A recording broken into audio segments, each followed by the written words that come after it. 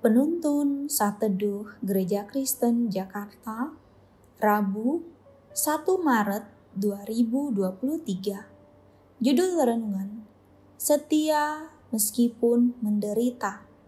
Nats Alkitab terambil di dalam kitab Ibrani pasal 11 ayat 24 sampai 26. Karena iman maka Musa setelah dewasa menolak disebut anak putri Firaun, karena ia lebih suka menderita sengsara dengan umat Allah daripada untuk sementara menikmati kesenangan dari dosa.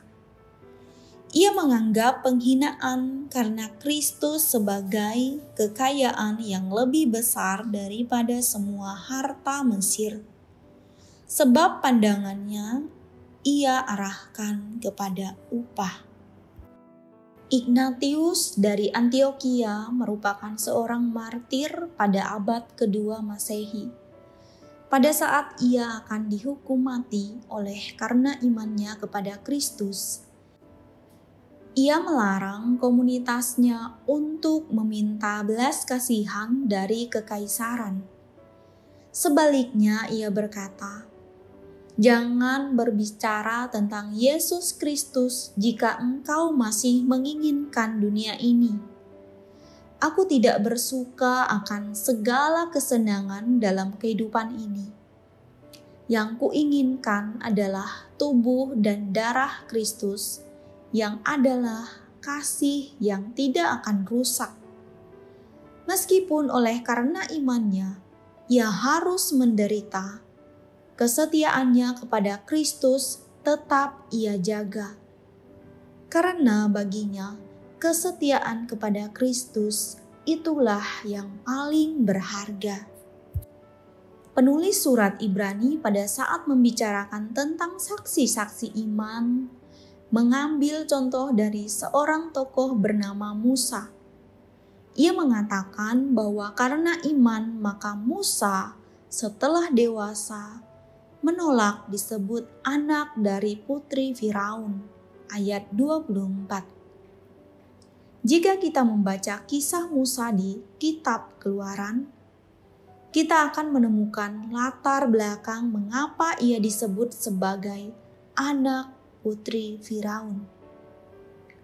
Pada saat itu, demi menghambat pertumbuhan jumlah dari bangsa Israel, Raja Mesir memerintahkan kepada seluruh rakyatnya untuk membunuh anak laki-laki yang lahir bagi orang Ibrani. Oleh karena Musa disembunyikan dan kemudian diangkat anak oleh putri Firaun, ia bertumbuh besar di kerajaan Mesir dan tidak perlu mengalami penderitaan seperti yang dialami saudara sebangsanya. Namun kemudian penulis Ibrani memberikan keterangan bahwa ia lebih suka menderita sengsara dengan umat Allah. Ayat 25. Dan ia menganggap penghinaan karena Kristus sebagai kekayaan yang lebih besar daripada semua harta Mesir. Sebab pandangannya ia arahkan kepada upah. Ayat 26. Musa telah menjadi teladan iman dalam pilihan yang diambilnya.